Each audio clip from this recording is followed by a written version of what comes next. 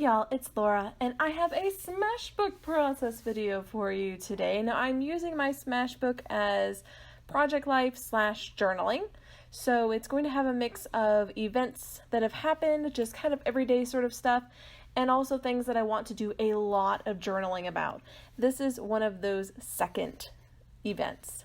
This is about our dog Strider, who we did have to put down this month, and was very difficult to do, but he'd been sick for a very long time, and when the doctor just finally said, okay, yeah, it's time, my husband and I were able to put him down. It was just such a difficult decision, but these photos are a mix of just some smaller photos that I have had in my stash that I intended to use in a traveler's notebook, or that I intended to use in an art journal, and a few of them are pictures that my husband had posted to Facebook in announcing that he had passed away.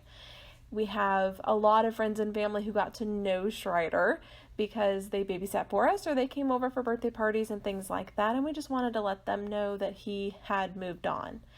I thought that the best way to honor him was to do a little collage here in my Smashbook that is just a bunch of different pictures of him, and there's no rhyme or reason to the timeline here. They're from many different years, and they're not necessarily the best pictures of him, but they do reflect his personality, especially in the last couple of years. Lots of sleeping pictures.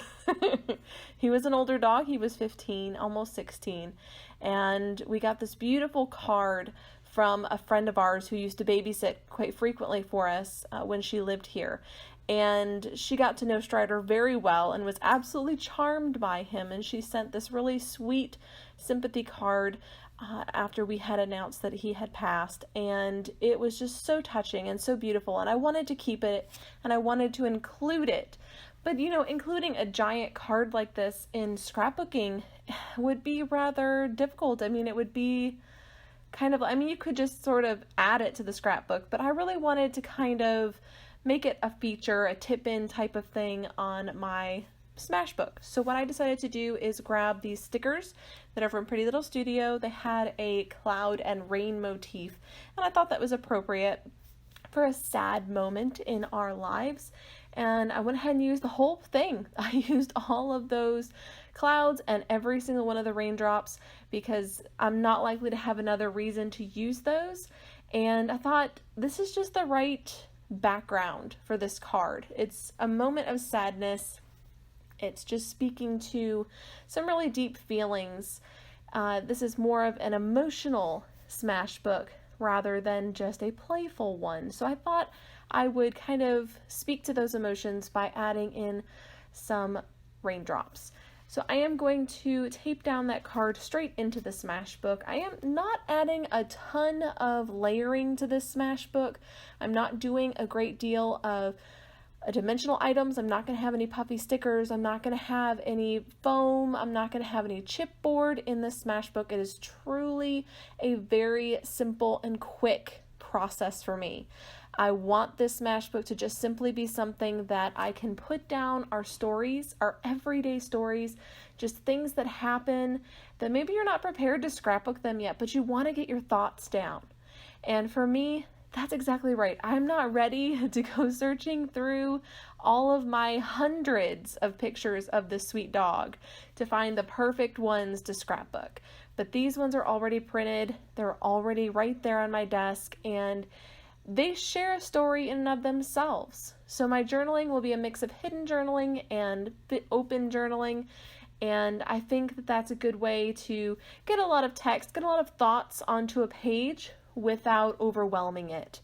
I've grabbed some of these bits and pieces, which is in my How to Kill a Kit with Style kit. It's from the Chamel Little by Little collection, and they're just really sweet sentiments and very playful type of things without being overly obnoxious. I mean, they're just very gentle sayings. Love you always is what one of the tags says, and the other one says adventures, which for him, in that particular photo of him, he has one of my daughter's bibs on from when they wore bibs, and he's just walking around the house with a bib on.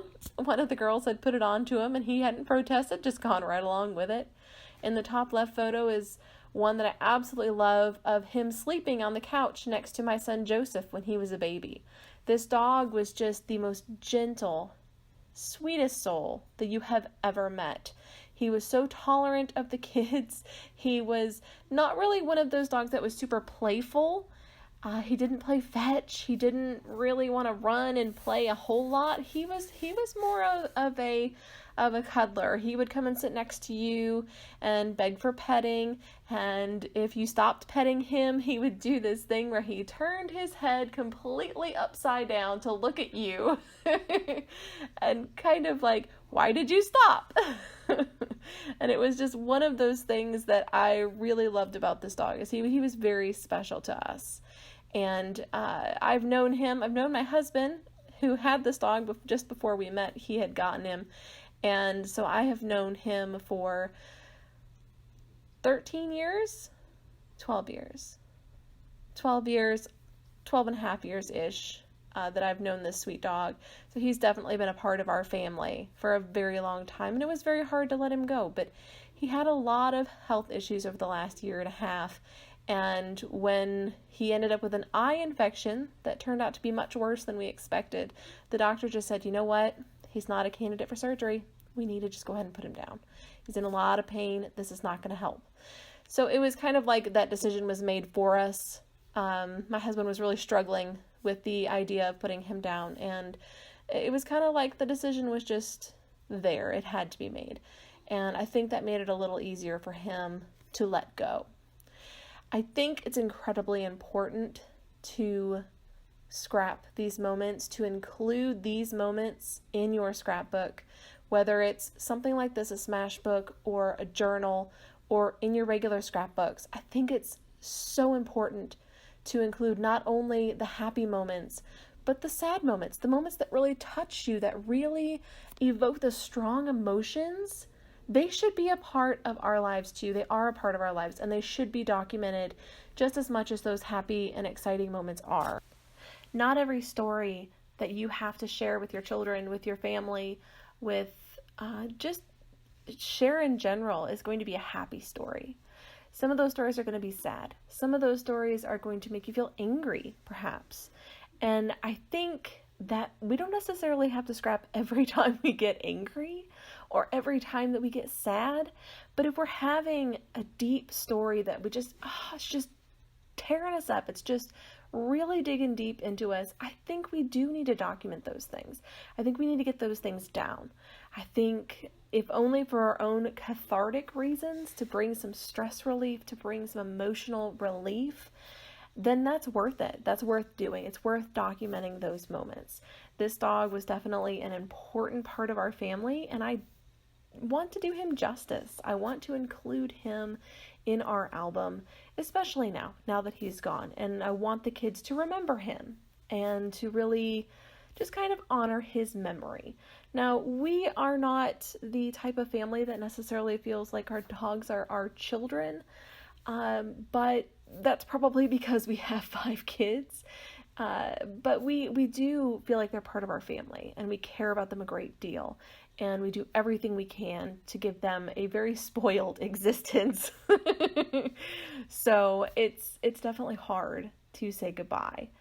Now, I'm just adding stickers everywhere. This is very much just a collage-y type of relaxed grid on the left here, and on the right it's just a background for this card with a block of journaling there in my thoughts about Strider and about the effect that he's had on our family, which is a very, very intense effect. He was a big part of our lives for the last 12 years. And he made it to 15, which is incredible for a dog. And that's just a really great life, really great spoiled life. So as you can see, we're almost done. I hope that this layout inspires you to take on a challenging subject to scrap. And until next time, bye!